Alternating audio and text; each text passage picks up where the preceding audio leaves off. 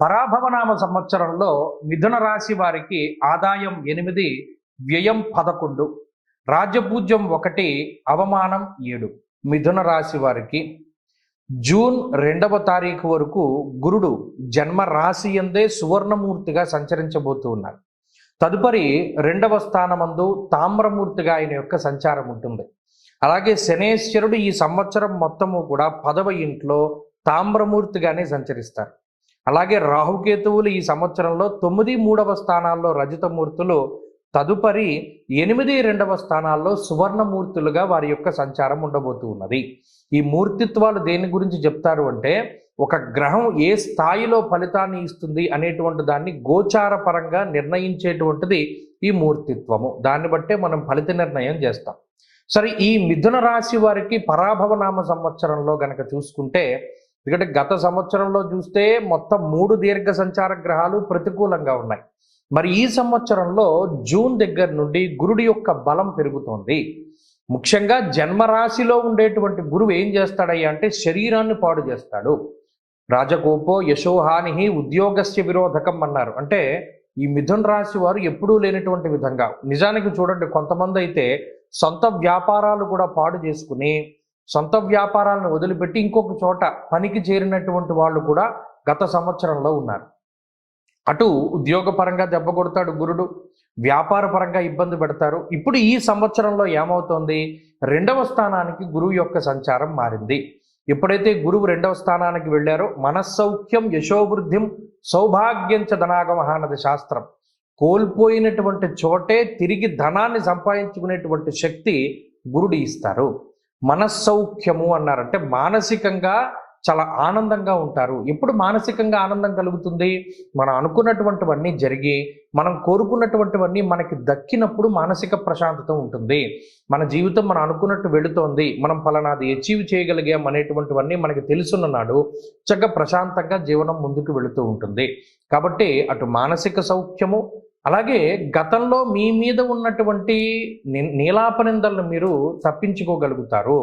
అంటే మీకున్నటువంటి చెడ్డ పేరుని మీరు తీసేసుకోగలుగుతారు.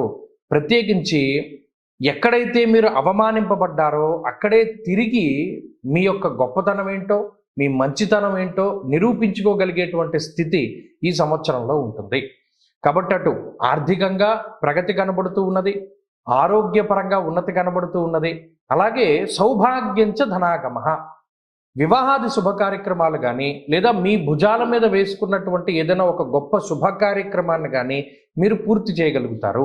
మీకు ఆ శక్తి వస్తుంది, ఆర్థికంగా స్తోమత వస్తుంది. అలాగే కుటుంబ పరంగా మీకు మీ కుటుంబ సభ్యులు కూడా మీకు కలిసి వస్తారు. ఇప్పటి వరకు మీ కుటుంబ సభ్యులు మీకు ఏదైనా కొంత వ్యతిరేకమైనటువంటి భావాలను కలిగి ఉండి వారు మిమ్మల్ని విభేదిస్తూ ఉంటే కూడాను ఆ విభేదాలన్నీ సమసిపోయి మీ కుటుంబ సభ్యులే మీకు సహాయం చేసేటువంటి స్థితిగతులు ఈ సంవత్సరంలో ప్రత్యేకించి కనబడుతూ ఉన్నాయి. అలాగే ఈ మిగతా 2 గ్రహాలు అంటే శనేశ్వరుడు, కంటక శని అంటారు, దశమంలో ఉండేటువంటి శనేశ్వరుడు కొద్దిగా ఇబ్బందికరమైన ఫలితాన్ని ఇస్తారు. ఏం చేస్తారు, ఉద్యోగపరమైనటువంటి ఇబ్బందులను మరేతరత్ర వాటిని కొంచెం కలగజేసినప్పటికీ, రాహు భాగ్యస్థానంలో ప్రతికూలతనిచ్చినప్పటికీ గురుడిచ్చేటువంటి ఫలితం ముందు అవి కొద్దిగా తగ్గుముఖం పడతాయి.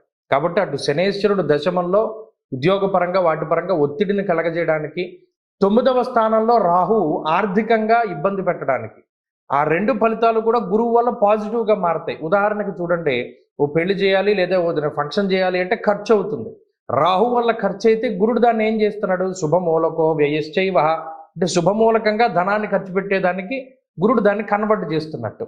అలాగే ఉద్యోగంలో ఒత్తిడి ఉంటుంది, కానీ ఉద్యోగంలో ఒత్తిడి ఎందుకు వచ్చింది, పాత ఉద్యోగాన్ని వదిలి కొత్తదానికి వెళ్ళినప్పుడు, శాలరీ పెరిగినప్పుడు, అందులో ఎక్కువ కష్టపడాల్సి వచ్చినప్పుడు శని ఇబ్బంది పెట్టేటువంటి స్థితి ఉండొచ్చు.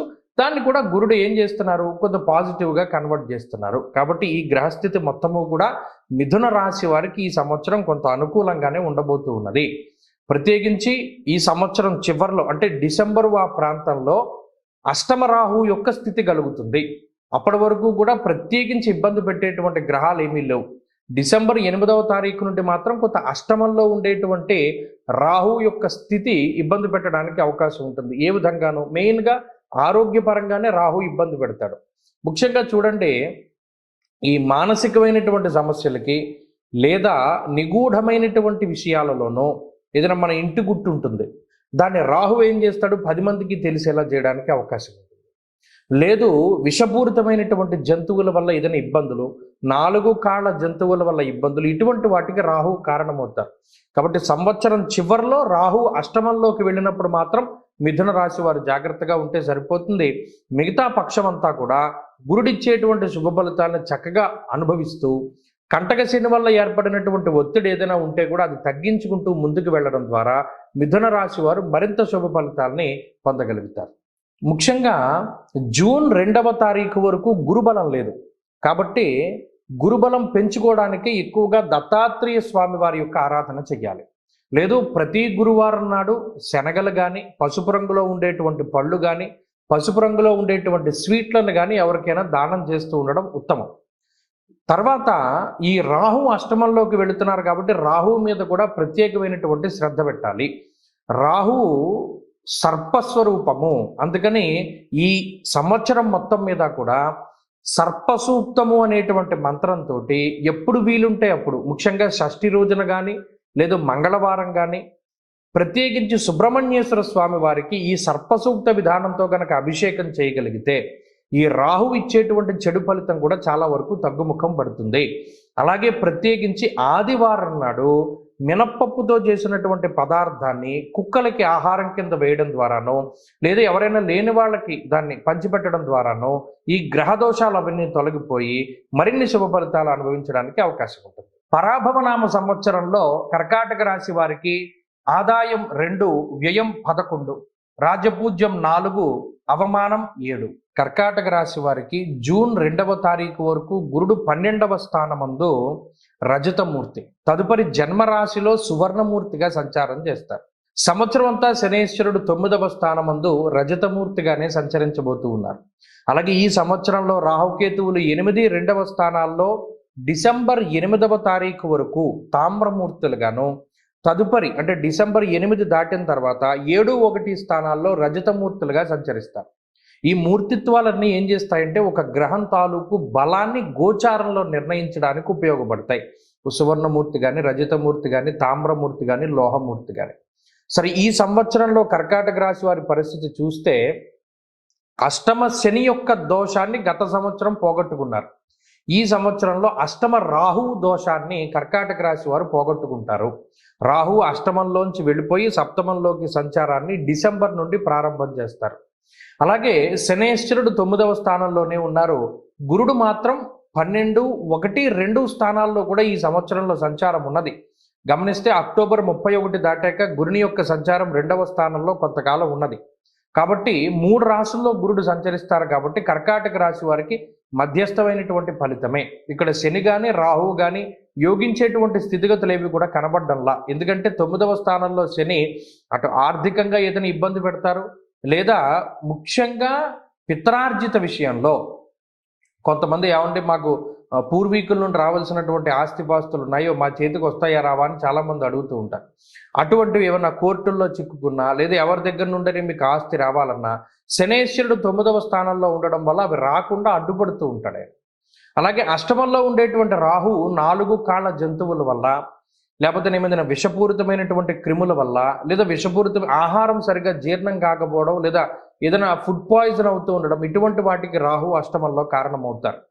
అలాగే 12వ స్థానమందు ఉండేటువంటి గురుగ్రహము శుభమూలకో వ్యయశ్చైవ, స్థాన భ్రంశాన్ని కూడా ఆయనకు కారణమవుతాడంటే ఏదైనా ఒక ప్రాంతం నుండి వేరే ప్రాంతానికి వెళ్ళవలసి రావడము, ఉద్యోగరీత్యా ఏదైనా ట్రాన్స్ఫర్ అవుతూ ఉండడము, లేదా ఈ దేశాన్ని వదిలిపెట్టి వేరే దేశానికి వెళ్ళవలసి రావడము, లేదా వేరే దేశంలో నివసిస్తూ ఉండేటువంటి వారికి అక్కడ ఇంటర్నల్గా వేరే వేరే దేశాలకి వెళ్ళవలసి రావడం, ఇలా ఏదైనా సరే స్థానచలనానికి గురుడే కారణమవుతారు.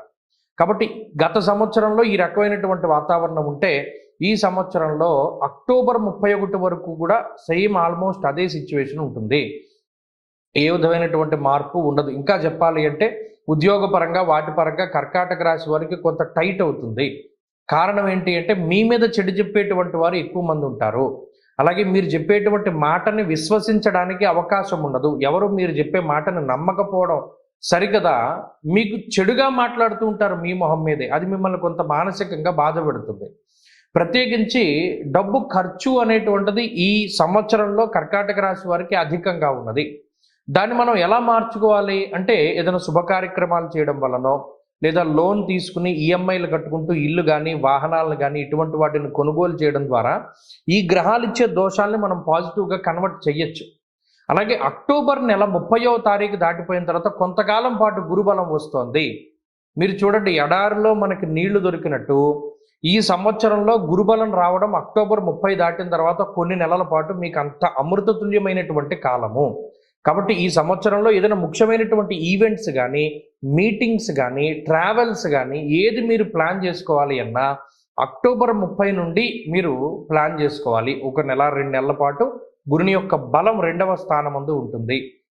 మీకు ఈ సంవత్సరంలో ఏదైనా మంచి జరిగినా అప్పుడే జరుగుతుంది. అక్టోబరు, నవంబర్, డిసెంబర్లోనే ఈ సంవత్సరంలో మంచి జరుగుతుంది. మరలా జనవరి, ఫిబ్రవరి, మార్చి ఉగాది, మరలే కొత్త ఉగాది లోపల ఉండేటువంటి పరిస్థితులు కొద్దిగా టైట్ అవుతాయి. ఎందుకు? మరలా గురుడు జన్మరాశిలోకి వచ్చేస్తారు. కాబట్టి ఈ విషయాల్ని కర్కాటక రాశి వారు చాలా ఖచ్చితంగా గుర్తుపెట్టుకోవాలి. ఈ సంవత్సరంలో ఖర్చు కనబడుతోంది, స్థానం మార్పు కనబడుతోంది, ప్రయాణాలు కనబడుతూ ఉన్నాయి. అలాగే శక్తికి మించి పనిచేసేటువంటి స్థితి కూడా ఈ సంవత్సరంలోనే కనబడుతోంది. ముఖ్యంగా అక్టోబర్ 30 లోపు ఉండేటువంటి వాతావరణం అంతా కొంత గందరగోళంగా కనబడుతూ ఉన్నది. అక్టోబర్ 30 దాటాక భగవంతుడు మీకు కొంత సమయాన్ని ఇస్తున్నాడు. అందులోనే మీరు ఉద్యోగ మార్పు చేయాలి అన్నా, వాహనం కొనుగోలు చేయాలి అన్నా, లేదా ఇల్లు మారాలి అన్నా, ఉద్యోగం మారాలి అన్నా ఏదైనా అదే టైంని గుర్తుపెట్టుకోండి. ఇదంతా గోచారం. ఒకవేళ జాతకంలో దశాంతర దశలు బాగుంటే గనక ఈ రకమైనటువంటి పరిస్థితి నుండి మీరు కొంత బయటపడగలుగుతారు. ఆ ఎఫెక్ట్ కొద్దిగా తగ్గుతుంది. జాతకంలో ఉన్న దశాంతర దశలు కూడా మీకు వ్యతిరేకంగానే ఉన్నాయనుకోండి, అప్పుడు ఈ గోచార పరిస్థితులు కూడా కొద్దిగా బాగా లేదు కాబట్టి ఇది మరింత కొంచెం మిమ్మల్ని ఇబ్బంది పెట్టడానికి అవకాశం ఉంటుంది. కాబట్టి ఈ ప్లానింగ్ ప్రకారం మీరు వెళ్ళగలిగితే ఈ సంవత్సరం మొత్తం కూడా కొంత పాజిటివ్గా మీరు ముందుకెళ్ళడానికి అవకాశం ఉంటుంది. ముఖ్యంగా గురుబలాన్ని పెంచుకోవడానికి, అష్టమరాహు యొక్క దోషాన్ని తగ్గించుకోవడానికి, శనేశ్వరుడు బలాన్ని పెంచుకోవడానికి ఏం చేయాలి అంటే ఈ సంవత్సరంలో ప్రతి నెలలోనూ కూడా మాస శివరాత్రి అనేటువంటిది వస్తుంది. అలాగే ప్రతి నెలలో ఆరుద్ర నక్షత్రం అనేటువంటిది వస్తుంది. ఈ మాస శివరాత్రి రోజు, ఆరుద్ర నక్షత్రం రోజు, అంటే 2 రోజుల నెలకి. ప్రతి రోజు మనం రెమెడీ చేయక్కర్లా. నెలలో ఆరుద్ర నక్షత్రం ఒక రోజు, మహాశివరాత్రి ఒక రోజు. ఈ 2 రోజులు కూడా ఏదైనా శివాలయానికి వెళ్ళి చక్కగా ఏదైనా ఒక మంచి ఏకాదశ రుద్రాభిషేకం కానీ, లేదా ఏకవార రుద్రాభిషేకం కానీ మీ పేరు మీద చేయించుకోండి. ఏమంటే ఏ ద్రవ్యాలతో చేయించుకోవాలంటే పెద్ద ద్రవ్యాలు ఏమక్కర్లేదు, పంచామృతాలతోటి చేయించుకోండి, సరిపోతుంది. ఆరుద్ర నక్షత్రం రోజున, మాస శివరాత్రి రోజున. అలాగే ప్రతిరోజు చదువుకోదగినటువంటి స్తోత్రం ఒకటి ఉంటుంది.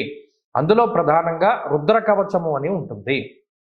ఆ రుద్ర కవచం మీరు ఇంటర్నెట్లో కొడితే వస్తుంది. ఆ రుద్ర కవచాన్ని ప్రతిరోజు ఒక్కసారే, పెద్ద ఎక్కువ సార్లు అక్కర్లా, ఒక్కసారి కనుక మీరు పారాయణ చేయగలిగితే అటు శని ఇచ్చేటువంటి దోషము, రాహు ఇచ్చేటువంటి దోషము, గురుని వల్ల వచ్చేటువంటి దోషం ఏదైతే ఉన్నదో దాని నుండి బయటపడడానికి అవకాశం ఉంటుంది.